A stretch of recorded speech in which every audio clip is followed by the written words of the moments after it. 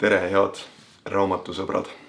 Olete jõudnud jälle siia kohvikõrvasesse, kus ma täna ei ole üksi, vaid me oleme kolmekesi koos Pauli ja Sandriga. Ja loeme teile ette ühe üsna pika, aga väga hea ja huvitava loo Stanislav Lemmi raamatust Robotite muinasjutud, mis on üsna hiljuti jõudnud poola keelest ka eesti keelde. Ja lihtsalt teile nii palju teadmiseks, et selles raamatus on ka väga ilusad ja huvitavad illustratsioonid, mille on teinud 8 Poola ja 8 Eesti illustraatorit. Automaatteuse sõber. Üks robot, kel seisis ees pikk ja ohtlik rännutee, kuulis äärmiselt kasulikust riistapuust, mille selle leiutaja oli nimetanud elektrosõbraks.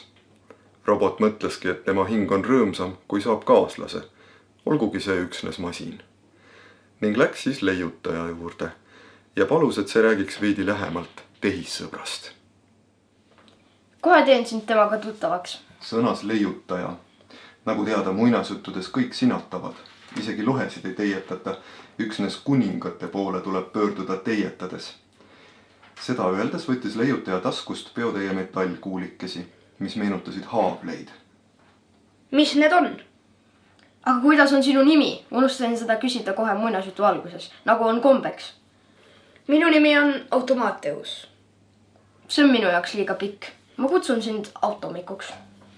Olgu pealegi. Seega, Automik, sinu ees on peotäis elektrosõpru. Sulle teadmiseks, et oma kutsumuselt ja erialalt olen ma pisendaja. See tähendab, et muudan suuri ja raskeid agregaate väikesteks ja kaasaskantavateks. Iga selline terake on elektromõtlemise kontsentraat, ääretult mitmekülgne ja arukas. Ma ei ütle, et need on geeniused, sest see oleks liialdus, eksitav reklaam. Aga tõsi on see, et minu eesmärgiks on just luua elektrogeeniusi ja ma ei puhka enne, kuni ei tee neid nii väikeseid, et neid saab tuhandete kaupa taskus kaasas kanda. Alles siis, kui pustan nad kottidesse ja hakkan kaalukaubana müüma, olen saavutanud oma eesmärgi. Aga tühja nüüd minu tulevikuplaanidest. Praegu müün elektrosõpru tükkhaaval ja üsna odavalt. Ühe eest võtan sama palju briljante, kui ta kaalub.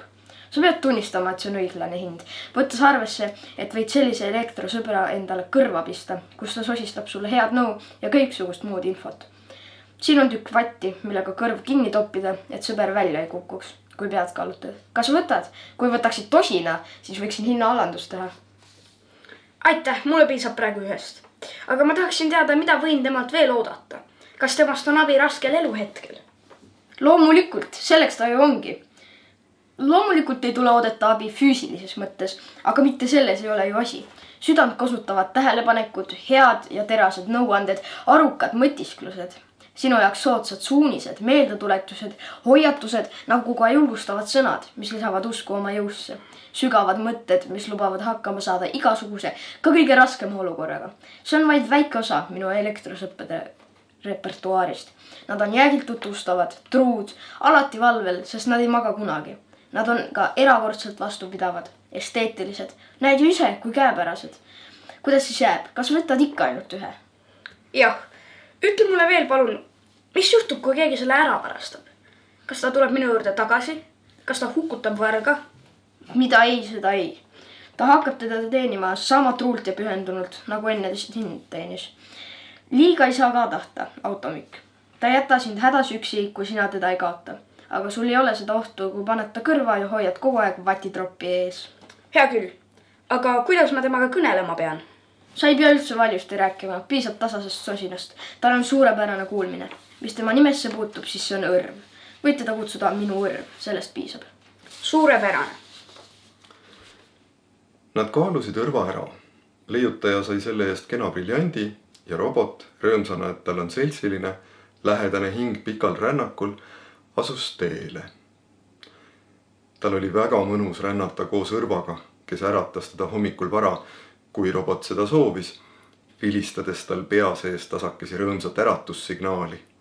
Jutustas ka kõiksugu lõbusaid lugusid, aga selle keelas Automaatteus õrvale ära, kui ta oli mingis seltskonnas, sest teised hakkasid teda pidama totakaks, kuna ta puhkas aeg-ajalt naerma ilma nähtava põhjuseta.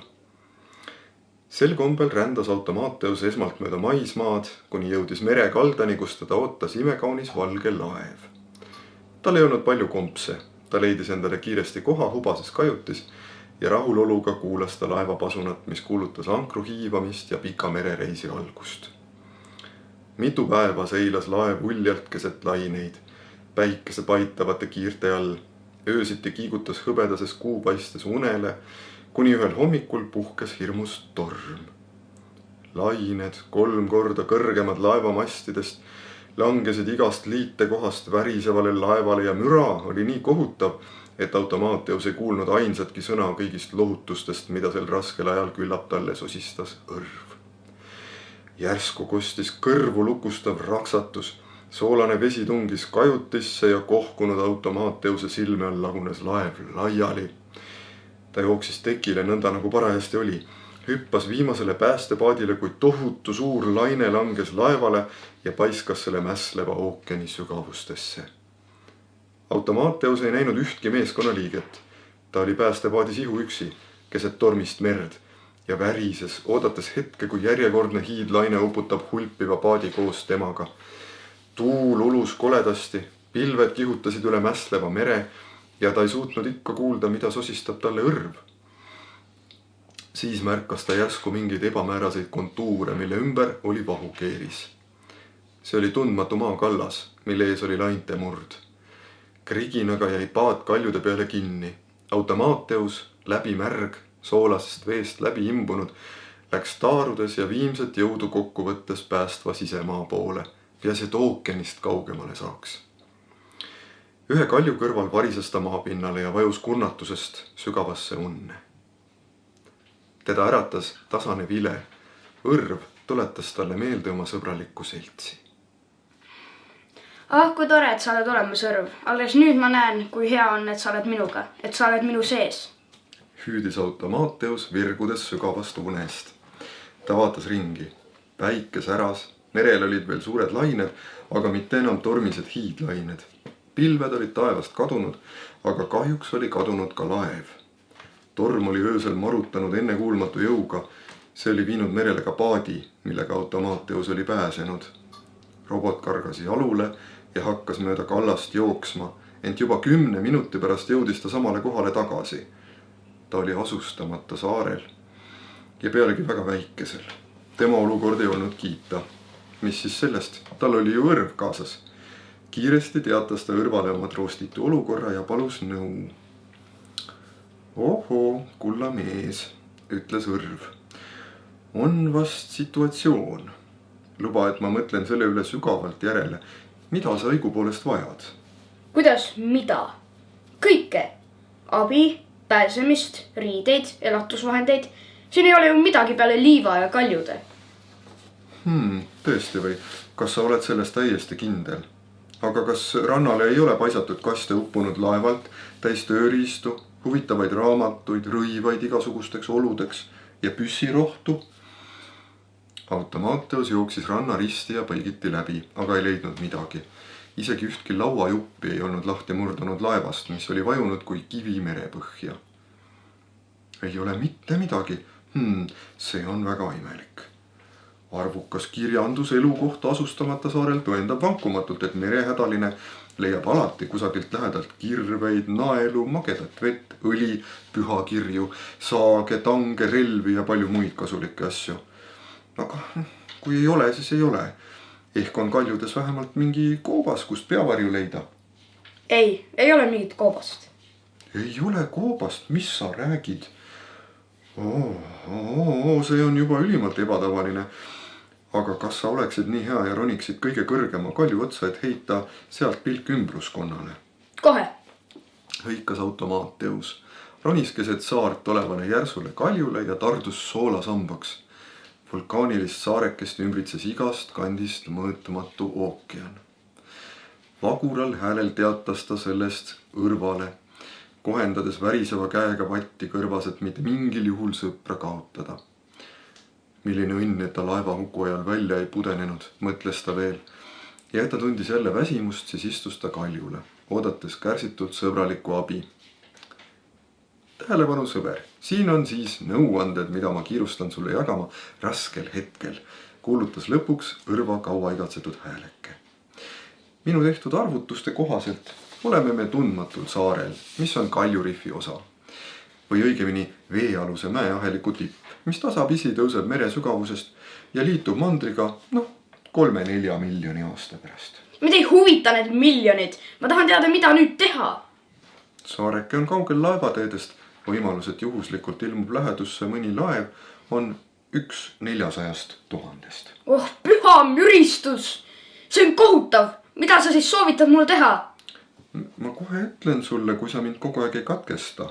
Mine rannale ja astu vette. Enam-vähem rinnuni.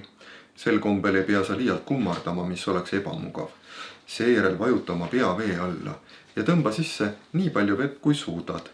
Vesi on mõru soolane, ma tean, aga see ei kesta kaua. Seda enam, kui sa kogu aeg edasi marsid.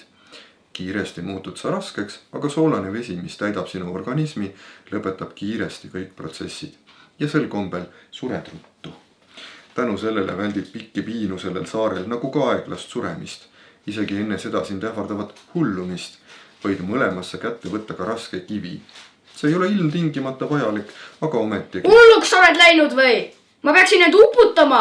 Ahvatad mind enesetapule. On see vast hüva nõu. Ja see peab olema siis sõber. Aga muidugi. Ma ei ole üldse hulluks läinud, sest see ei ole minu võimuses. Ma ei kaota kunagi arukust ja tasakaalukust.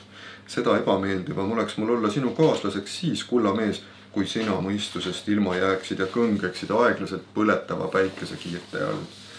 Ma kinnitan sulle, et ma analüüsisin kogu situatsiooni põhjalikult ja välistasin üksteise järel kõik pääsemisvõimalused. Sa ei saa teha parvega paati, sest selleks ei ole sul materjali.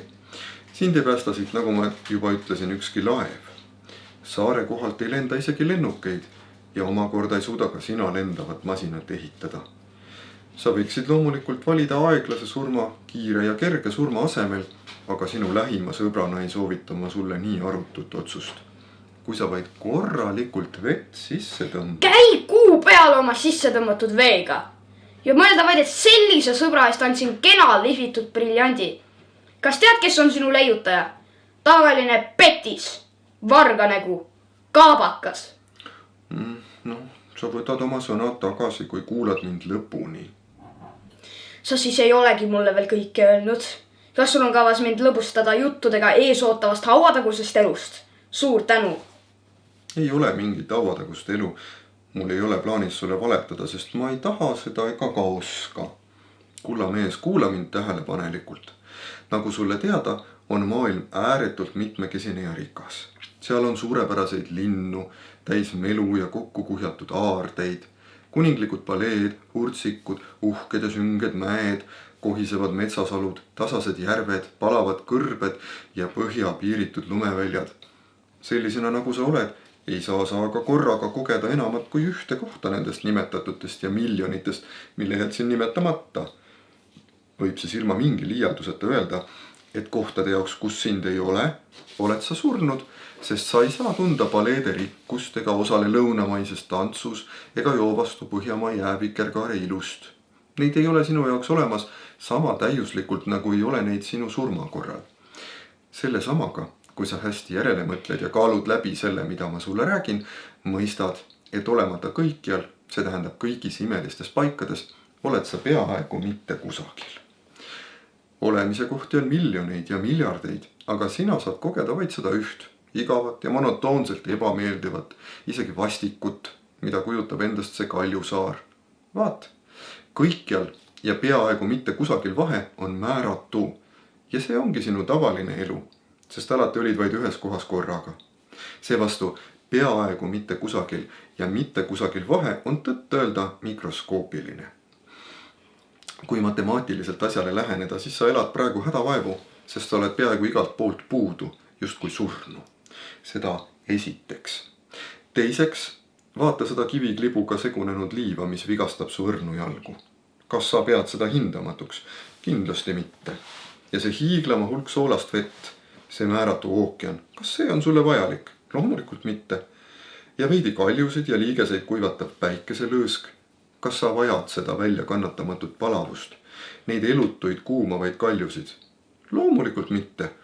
Ja seega ei vaja sa absoluutselt mitte midagi kõigist sind ümbritsevatest asjadest, seda, millal seisad ja mis on sinu kohal kõrguva taevakupli all. Mis jääb, kui see ära võtta? Veidi suminad peas, pigistust meelekohtades, põksumist rinnus, veidi põlvede võbelemist ja teisi kaootilisi liigutusi.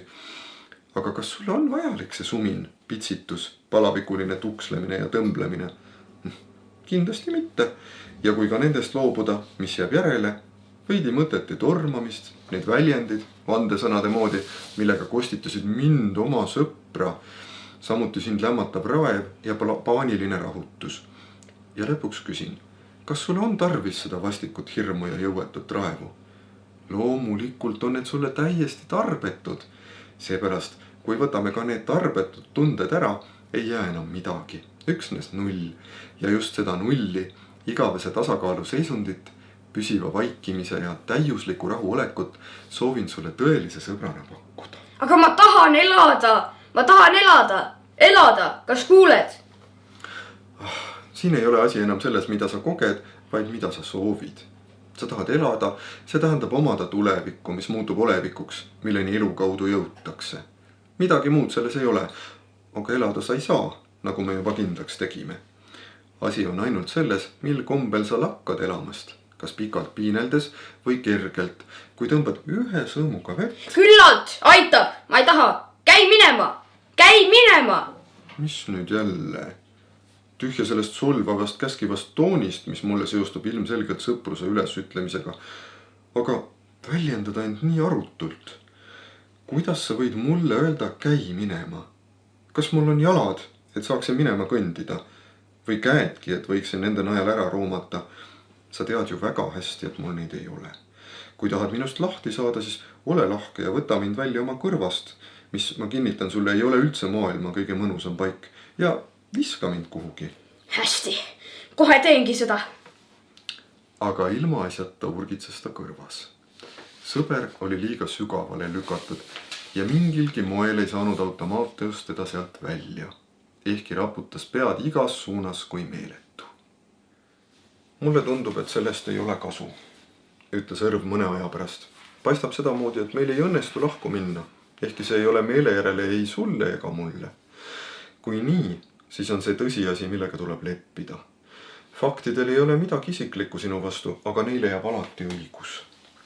Ja see puudutab muuseas ka sinu praegust olukorda. Sa soovid omada tulevikku ja seda iga hinna eest.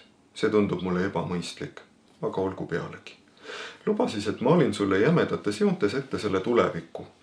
Tuntud on ju alati parem tundmatust. Raev, mis sind praegu väntsutab, teeb peatselt ruumi jõuetule meeleheitele. See aga taganeb pärast rida tormakaid, ent tulutuid pääsemiskatseid omakorda totra tuimuse ees. Samal ajal päikesepalang, mis jõuab isegi minuni, ehkki olen sinu sees varjul, hakkab füüsika ja keemia vääramatute reeglite järgi sind järjest kuivemaks kiskuma. Kõigepealt kaob määre sinu liigestest ja iga väiksemagi liigutusega krigised ja kriuksud siis koledal kombel vaeseke.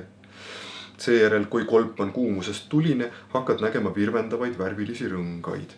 Aga see ei ole sul mingi vikerkaare imetlemine, sest... Ole ometi vait, sa kiusaja! Ma ei taha üldse teada, mis minuga juhtub. Ole vait, kas said aru? Pole vaja nõndamoodi karjuda.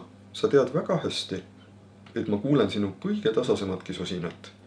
Sa ei taha siis kuulda oma tuleviku kannatustest, aga teisest küljest tahad neid kogeda.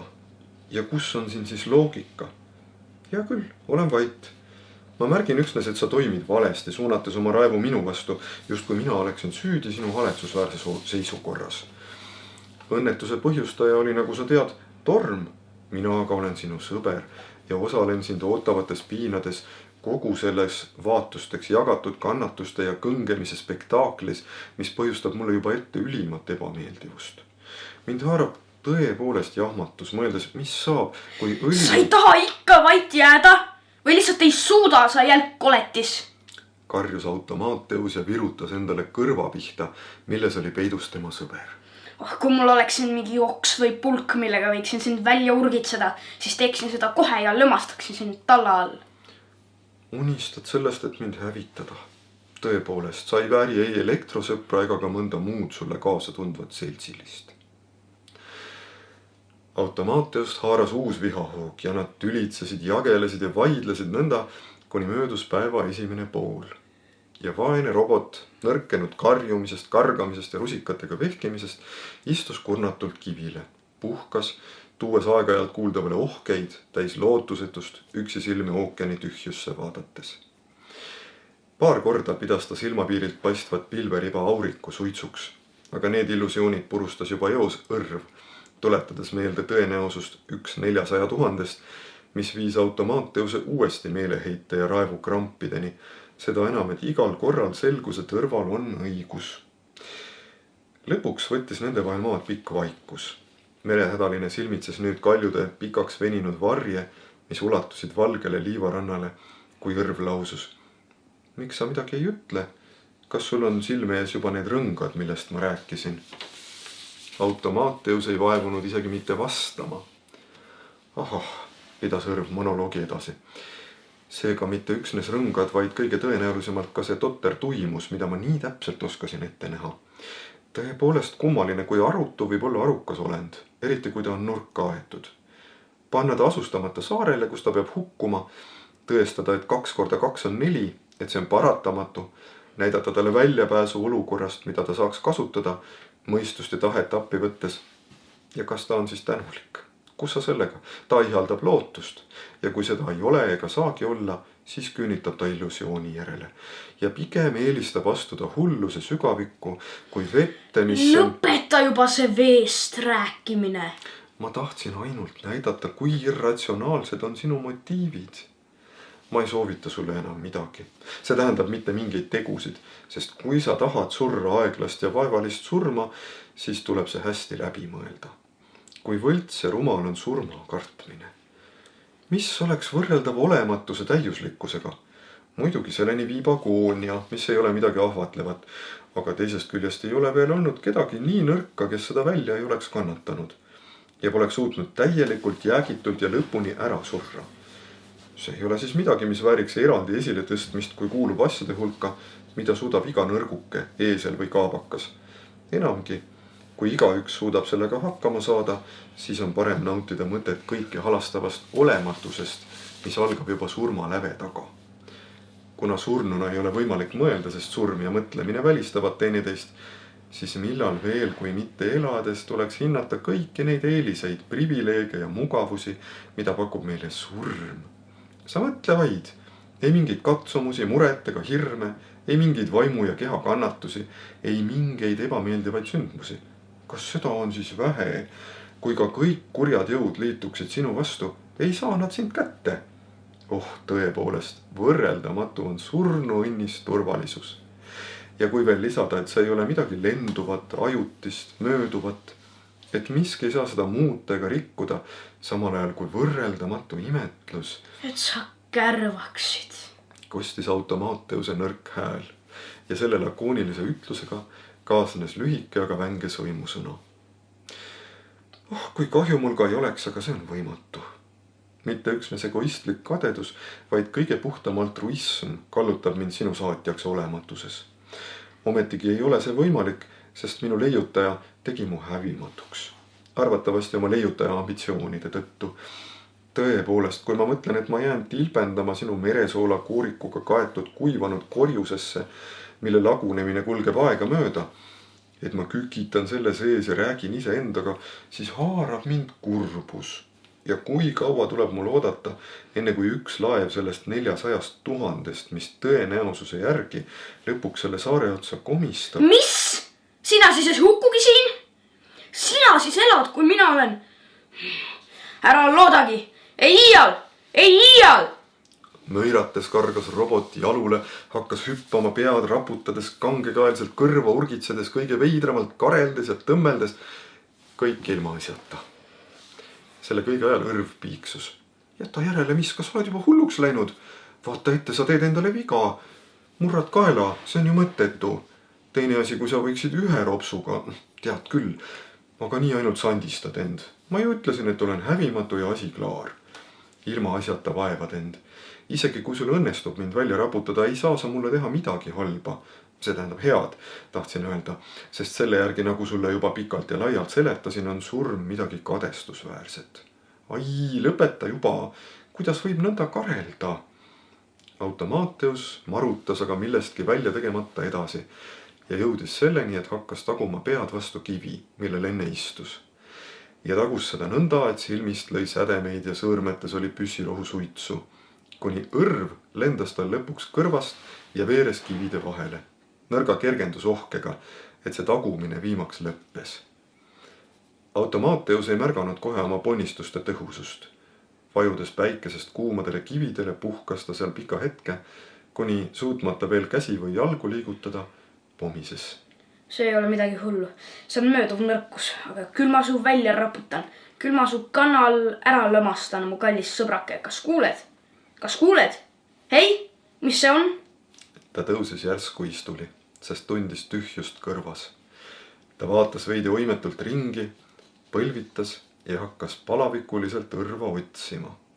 Õrv, kus sa oled? Tee häält! Ent õrv, kas siis ettevaatusest või mingil muul põhjusel, isegi ei piiksatanud. Automateus hakkas siis teda peibutama aina hellemate sõnadega, kinnitas, et on juba meelt muutnud, ent see ei andnud tulemust. Õrv oli vaik kui sukk. Siis merehädaline vandudes tulist kurja, hakkas süstemaatiliselt kogu ümbrust tolli haaval läbi kammima. Järsku, kavatsedes juba peotäie kiviklibu ära visata, tõstis Automateus selle silme juurde ja märkas äkki kivikeste vahel õrva, mis helkis matilt ja metallselt. Siin sa oled, muusike. Oled, sõbrake tilluke.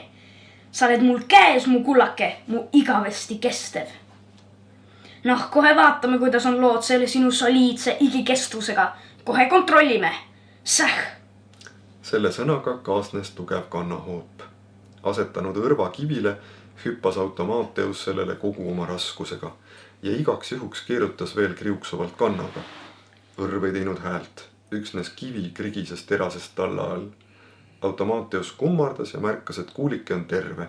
Üksnes kalju selle all oli katki kriimustatud. Õrv oli nüüd väikeses lohus kivi peal. Selle koha peal, head sõbrad, teeme väikese kärpe.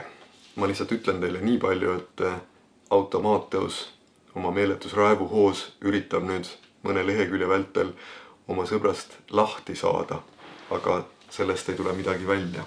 Lugege ise raamatust, kuidas see täpselt välja nägi. Kui ei olnud tulu ka kõige raevukamatest hoopidest, siis langes Automateus süsimusta masendusse. Meeleheitel ja kurnatult silmitses ta tuimalt metallkuulikest, kes rääkis temaga peelel häälel. Ja see peab olema mõtlev olend, tõesõna. Langeb meeleheite kuristikku, sest ei suuda maamunalt pühtikida ainsat vennashinge kogu selles elutusymbruses. Ütle, kas sul ei ole veidikenegi häbi, kulla Automateus? Ole vait, lobiseus. Miks ma peaksin vait olema? Näed, kui ma sooviksin sulle halba, oleksin juba ammu vakka jäänud, aga olen endiselt sinu elektrosõber. Ma jään ustava sõbrana sind suremispiinades saatma, ükskõik mida sa ka ette ei võtaks, ja sa ei viska mind merre, sest alati on hea, kui sul on publik. Minust saab siis sinu agoonia pealtvaataja, mis seetõttu kukub kindlasti paremini välja kui täielikus üksinduses. Tähtsad on tunded, ükskõik millised. Viha minu vastu, sinu tõelise sõbra vastu on sulle toeks, tiivustab sind. Sinu õiged kõlavad puhtamalt ja veenvamalt. Sinu tõmblused on süstemaatilisemad ja sinu viimased hetked organiseeritumad, aga seda polegi ju nii vähe. Mis minusse puutub, siis luban, et ma ei räägi palju ega kommenteeri midagi, sest kui ma toimiksin teisiti, võiksin sind tahtmatult jahmatada sellise sõpruse üleküllusega, mida sa ei suudaks taluda. Kuna tõtt öeldes on sul sant iseloom. Ja ma suudan heaga vastata ka õelusele. Neid sõnu katkestas Automateuse rinnust paiskunud möire. Laev! Laev! Laev! Karjus ta meeletult ja jalule karanult hakkas mööda kallast edasi-tagasi jooksma, loopides vette kive ja vehkides kätega ja eelkõige oma kähiseval häälel karjudes. Tarbetult küll, sest laev oli ilmselgelt saare poole teel ja peatselt saatis selle poole päästepaadi. Nagu pärast selgus, oli merehätta sattunud laeva kapteni jõudnud enne uppumist saata hädakutsungi, mistõttu kammis hulk aluseid läbi laevahuku piirkonda ja üks nendest laevadest oli sattunud just saarekese lähedale. Kui paat koos meremeestega oli jõudnud madalasse vette, tahtis Automateus esmalt üksi sellesse karata, aga pärast üürikest järelemõtlemist naasis jooksuga õrva juurde. Ta kartis, et see tõstab järsku kisa, mida maabunud kuulevad, see aga oleks võinud viia ebamugavate küsimusteni. Aga võib-olla oleks elektrosõber hakanud teda valjusti süüdistamagi. Et seda vältida, kahmas ta õrva pihku ja teadmata, kuhu ta peita, torkas selle endale tagasi kõrva. Järgmised ülevoolavalt õnnelikud tervitamise ja tänamise hetked, mille ajal käitus Automateus vägagi lärmakalt. Ta pelgas, et mõni meremeestest kuuleb õrva häälekest. Elektrosõber muuseas rääkiski vahet pidamata. Muud kui korrates. See oli tõepoolest ootamatu. Üks võimalus 400 000. Oled sina vast õnneseen? Ma loodan, et nüüd laabuvad meie suhted imeliselt. Seda enam, et ma ei öelnud sulle millestki ära kõige raskematel hetkedel. Ei keeranud sulle selga. Peale selle olema diskreetne. Ja mis oli, see oli. Ma ei talleta seda registrisse. Kui laev jõudis pärast pikka merereisi sadamasse, siis pani Automateus ümbritsevaid pisut imestama, kuna avaldas soovi külastada lähimat metallurgia kombinaati, kus töötas suur auruvasar. Räägiti, et ta käitus selle külastuse ajal üsna veidralt, sest suure vasara juures määratus tehase hallis hakkas ta kogu jõust pead jõnksutama, just kui oleks tahtnud endale aju välja raputada kõrva alla pandud pihu peale. Isegi hüppas ühel jalal. Juures olevad tegid näo, et ei märka seda, sest nad arvasid, et hiljuti kohutavast olukorrast päästetud isik võib ilmutada seletamatut ekstravagantsust, mis on põhjustatud mõistuse kõikuma löönud tasakaalust. Tõsi, ka hiljem muutis Automateus oma senist eluviisi, langenud nähtavasti mingi maania küüsi. Kord kogus ta lõhkeaineid, proovis isegi oma korteris plahvatust korraldada, mille hoidsid ära naabrid, pöördudes ametivõimude poole. Siis hakkas koguma haamreid ja ränikarbiidsaage. Tuttavatele aga rääkis, et kavatseb luua uut tüüpi mõtete lugemismasina. Ta muutus erakuks ja tal oli kombeks iseendaga valjusti rääkida. Vahel oli kuulda, kuidas ta kodus ringi joostes valjusti monoloogi peab, isegi vannukava häälega. Lõpuks pärast pikki aastaid, kui ta jälle mingi kinnisidee küüsi oli langenud, hakkas ta ostma kottide kaupa tsementi. Ta tegi sellest määratu suure kera ja kui see oli kivistunud, siis viis selle teadmata suunas. Räägiti, et ta olevat asunud tööle mahajäetud kaevanduse valvurina, mille šahti oli ta ühel ööl veeretanud suure betoonkera ja pärast käis oma päevade lõpuni ümbruskonnas hoolikalt prügi korjamas, et see heita samasse šahti. Tõepoolest, ta käitus üsna imelikult, aga vististi ei vasta suurem osa nendest kuulujuttudest tõele. On raske uskuda, et kõigi nende aastate jooksul oleks ta kandnud oma südames solvumistunnet elektrosõbra vastu, kellele ta oli ju nii palju tänuvõlgu. Jah, head sõbrad, see oli siis lugu Automateusest ja tema sõbrast, sellest raamatust siin. Meie oleme teile tänulikud, et leidsite aega läbi astuda. Tulge mõne aja pärast jälle, võib-olla on siis siin mõni uus lugu. Ja muidugi soovitame, et lugege seda raamatut ja lugege üleüldse, sest see teeb teile head.